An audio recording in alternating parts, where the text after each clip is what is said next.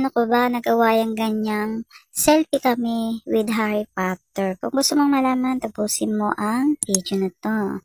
Punta ka sa Google Chrome, mag-search ka ng Gemini AI, and then click mo yung unang lalabas. Tapos, punta ka dito sa baba sa Ask Gemini. Ilalagay dito natin yung prompt na kailangan, tapos pindutin natin itong plus sign, upload files and media picker para mailagay natin yung ating picture. And then, fill in mo yung picture mo. Ayan na yung picture, AI prompt, at yung araw ang pipindutin natin para makapag-generate tayo ng ganoong picture. So, yung AI prompt, ilalagay ko sa description box. I-copy nyo na lang po. Sa mga hindi marunong po kung makita kung nasan yung description box, nasa YouTube channel ko po, nasa baba po ng caption. Makikita nyo po, pindutin nyo lang po yung more. At ayan nga po, lumabas na picture dun sa AI prompt. Kung makikita niyo dyan, may pangalan ko, Jelly Ann. So, syempre, ipapaliwanag ko muna sa inyo kung paano yan i-edit. Pero bago ang lahat, pupunta muna tayo sa ating YouTube channel para ipakita sa inyo yung sinasabi kong AI prompt. Kasi dito lang ako naglalagay ng mga prompt, hindi po ako naglalagay sa comment section. Ito po yung aking YouTube channel, Jelly Ann Tutorial. Ito po yung mga video. Sa mga bawat video, naglalagay po ko dyan ng mga prompt na ginamit ko. So, halimbawa, itong latest upload ko na to. Pag-click nyo yan, at may lumabas na ads.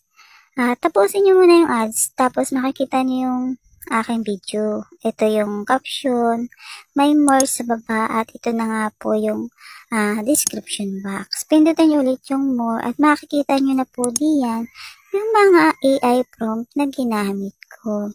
Ilong press nyo lang po para lumabas po yung copy. Ayan. Pag na-copy nyo po yan, punta na po kayo dun sa Gemini. So, for example lang po yun ha.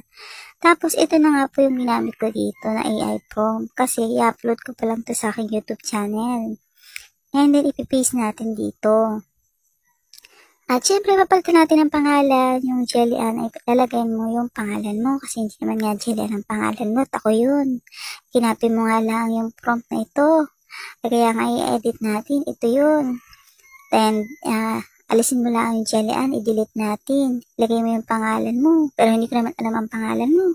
Kaya yung ilalagay ko dito ay copy girl. For example lang yan. Ayan. In-edit ko na siya. So, pwede na natin siyang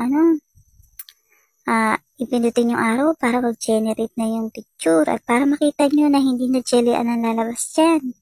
Yung una nga ay lumabas ay Jelly Ann kasi nga ako yun. Ito yung picture na pinalitan natin. Copy girl na nakalagay. Ayun for example lang. Kung anong gusto nyo ilagay dyan ay pwede. So hanggang dito na lang aking tutorial. Ay napakadali lang naman at makakagawa ka din ito.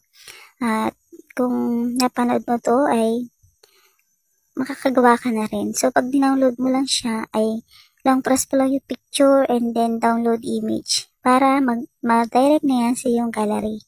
At pwede mo siyang i-post sa blue app at sa black app. So, yun lang ang aking tutorial for today. Kung nagustuhan mo ang tutorial, don't forget to subscribe, like, and share ng aking mga video. Thank you for watching.